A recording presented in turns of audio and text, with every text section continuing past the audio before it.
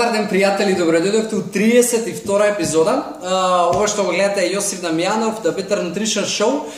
Се надевам имавте супер викенд, искрено едва и чекав да дојде тој прв работен ден од причина што не можам да одмарам и премногу ми беа 4 дена. И у принцип не дека не сакам да одмарам и не сакам одмори, но ги сакам кога се заслужени. Во принцип и некако овие 4 дена ми дојдоа премногу и во момент кога уопште не ми беше дојдено до одмарање, но во секој случај тоа е тоа. Не можам ништо против тоа.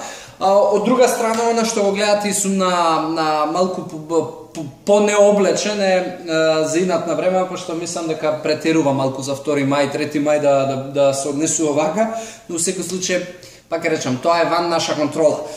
Знам дека имаше и многу грешки, поради тоа што беа многу денови поврзани, многу празници, многу друштва, пријателства, седенки и слично. И јас да бидам искрен имав такви грешки.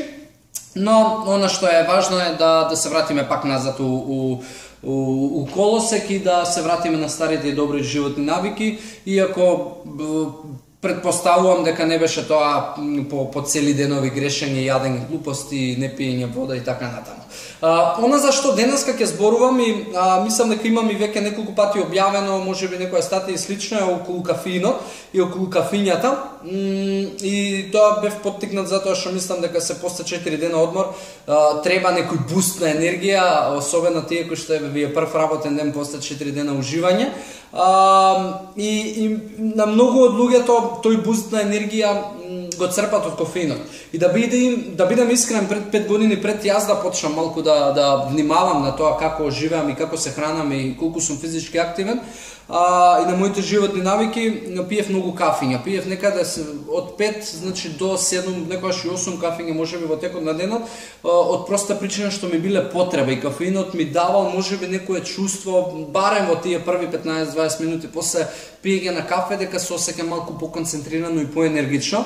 Најчесто денот почнувал со 2 кафења дневно, значи премногу кафе и премногу кофеин, али во принцип кофеинот дава малку, ги поттикнува мозочните функции, дава подобра циркулација, убрзува некои процеси, но тоа не е доволно. И она што денеска јас го правам пијам конкретно кофеинот го внесувам и преку чај, но пијам и кафе, и тоа е едно кафе дневно и она што мене ми прави уживање и задоволство. И многу е важно што денеска, и сум среќен што денеска пијам кафе од задоволство, а не од потреба, бидејќи целиот начин на живот кој што јас го променив ми донесе да практично се осекам и многу поенергично и многу повитално и да не го пијам кафето од потреба.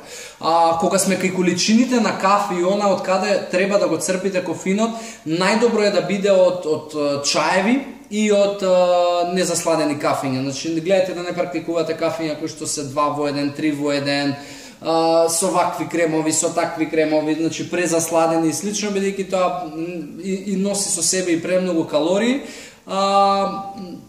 и ќе ви смета во целиот начин на како да кажам, на внесување на калории, на балансирање на исхраната. 200 милиграма на кофеин во текот на денот е за трудници, тоа значи дека не би требало да внесуваат повеќе од 200 милиграма, од причина што може да направат можеби некоја тахикардија, можеби ако веќе доите и слично, да направите проблем, да детето можеби не спи, да биде хиперактивно, така да гледате да не бидат повеќе од 200 милиграма. Прочитајте можеби на етикетите на кафењата кои што ги пиете или чаевите колку милиграма на кофеин содржат и гледате да не надминете на дневната база од 200 милиграма. Од друга страна гледате секогаш кога пиете кафе да пиете и вода, затоа што не знам дали знаете, но кофеинот дехидрира од прилика до пола литар вода од телото, што значи дека со секое кафе би требало да испијам 2 чаши плюс од онаа дневна доза што ми е потребна за вода, за да не пореметам можеби некои други метаболички процеси.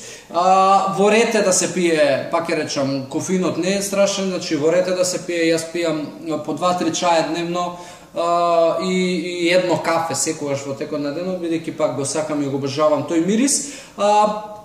И она што е важно да знаете дека премногу дозирање на кофеин може да направи талози на кофеин околу цревата, што повторно ја пореметува нивната работа, иако можеби тоа вие сега на почеток нема да го осекате, но на долг рок може да направи можеби и некаков здравствен проблем. Така да читате можеби етикети со кафења колку милиграма на кофеин содржат и гледате да не ги надменувате и да не претерувате. За оние кои што исклучиво пиете кафења да не надменувате повеќе од па ја би рекол 2 кафења дневно, 3 максимум нека бидат, али најдобра комбинација е она што ја за себе лично го правам едно кафе дневно и 2-3 чаја кои што исто така содржат кофеин. Така да дечки, толку од денешната епизода. Ние во четврток одиме во Словенија со Тања и ќе се јавиме и од таму, се разбира, у план ми е да снимиме една епизода. Се надам дека времето ќе не послужи и ќе снимиме поред море една епизода и ќе ви пренесеме малку летен ентузијазам. До тогаш останете ми со квалитетни животни навики. Бидете во добро расположение, имајте супер работна недела и се гледаме во 33-та епизода. Поздрав, чао, чао!